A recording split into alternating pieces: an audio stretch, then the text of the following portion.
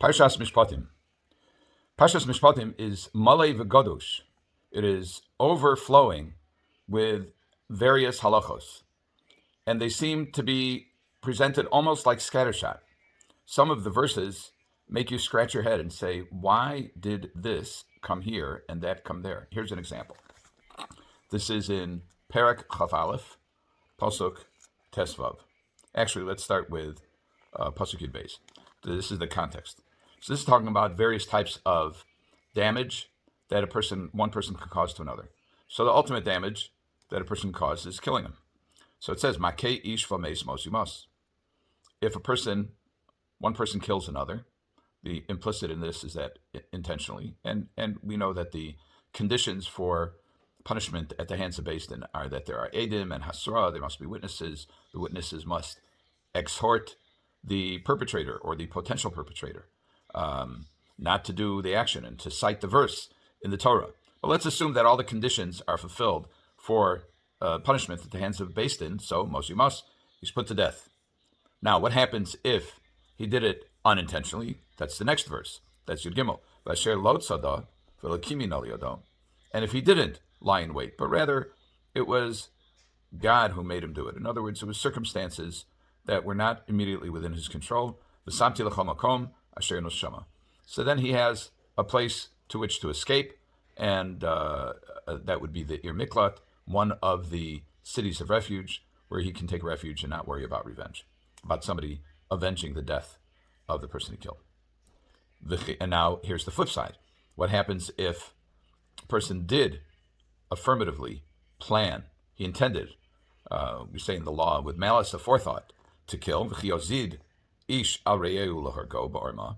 So if someone plots to kill someone else with cunning, so not only does he not have sanctuary, but even if he runs to the very altar that's in the Beis HaMikdash, you can remove him. That's not a sanctuary for him. You can remove him and administer the death penalty, of course, assuming all the conditions for the administration of that penalty are fulfilled. Next verse, Makei aviv v'imo mos yumas. Now, there's a special category, not only of the action, but the category of a victim of the crime. If a person hits either his mother or his father, even if his mother or father do not die as a result of that attack, nevertheless, again, with edim and hasra, with witnesses and warning, etc., but he's subject to liable to death. He's subject to the death penalty. Next verse, v'gonev ish umacharo v'nimtza biyado mos yumas. And someone kidnaps another. He steals a person and either sells him or holds on to him and subjugates him for his own purposes, for his work. So kidnapping is punishable by death. And then the next verse, and this is where it gets perplexing. Kalel aviv v'imo mos yumas. And if he only curses his mother and father, he must die. He must be put to death.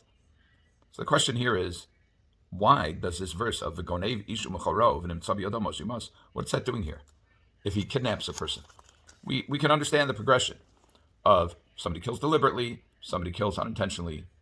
If somebody even hits his parent, and if someone even curses his parent. But in between the verse that describes the consequence of hitting a parent and the verse that describes the consequence of cursing a parent is a seemingly inappropriately placed verse. If somebody kidnaps another, then he's put to death. Why is it there? So Reb Shamshom Refael Hirsch, as I mentioned last week, his descendants are particular to say that his name was Reb Shamshom Refael Hirsch. I make that mistake frequently. Reb Shamshom Refael Hirsch says that somebody who's gonev ish umacharo, that each of these verses is describing a different type of murder, he says.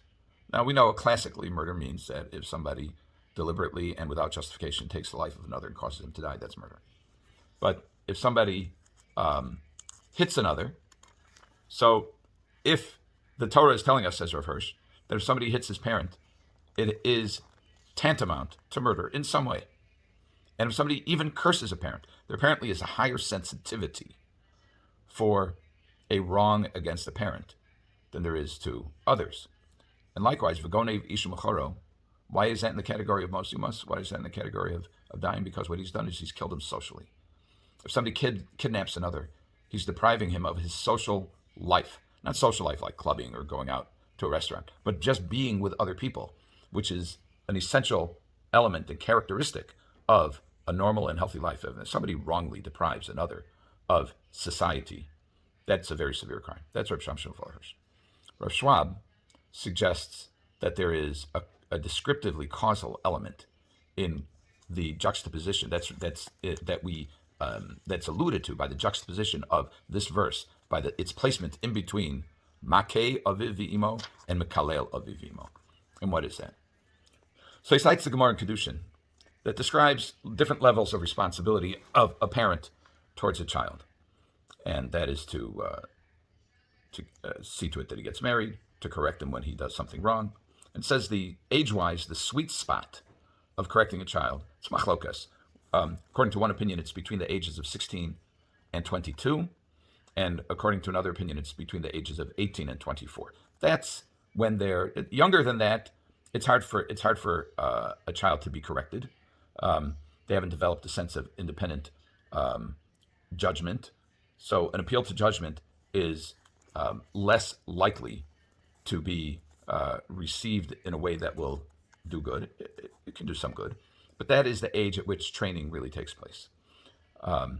Now, how about beyond that? A person has even greater judgment, presumably, as he ages. But the problem is that when a parent exercises authority, at some point he squelches the child's development. As the child turns into an adult, he's deprived of a measure of freedom, because as a child becomes an adult is entitled to exercise independent judgment. Rav Schwab asks, how does it come to the point that a child will smite his parent, will curse his parent? Usually it's a result of a response in anger to an inappropriate or overbearing assertion of authority on the part of one of the parents. This isn't always the case, but it could be the case. And what Rav Schwab says the Torah is teaching us is that we must be careful with our children, not to push the limits, not to go beyond the limits of appropriate assertion of authority. If a child, for example, is old enough to get married, then the child is old enough to make other decisions for themselves. There can hardly be a more significant decision than getting married. Some parents linger in their assertion of authority, and they continue to oppress their children beyond reason.